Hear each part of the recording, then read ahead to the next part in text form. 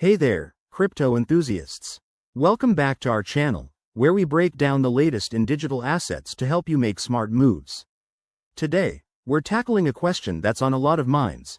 How much does it cost to transfer crypto from Robinhood to Coinbase in 2025?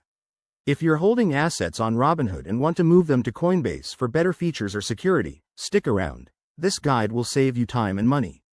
First off, let's clarify the process.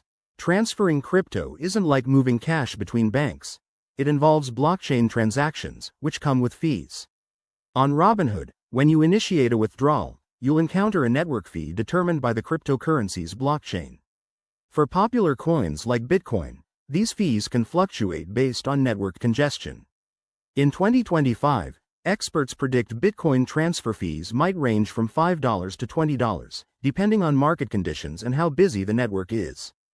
For Ethereum or other ERC20 tokens, gas fees could be even higher, potentially hitting $10 to $50 during peak times. Robinhood itself might add a small withdrawal fee, often around $0 to $5 per transaction, but always double-check their latest policy. Once your crypto is on its way, Coinbase doesn't charge for incoming deposits, which is a plus.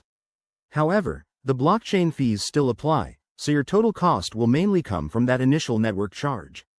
To keep costs low, time your transfer during off-peak hours when network fees are cheaper, think early mornings or weekends.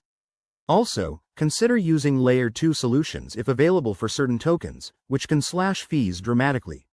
Remember, prices can change, so use tools like blockchain explorers to estimate fees before you hit send.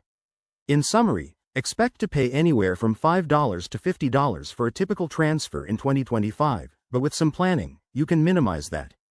Always verify the exact fees on both platforms to avoid surprises. Thanks for watching. If this helped, hit that like button and subscribe for more crypto tips. Drop your questions in the comments below. Let's keep the conversation going.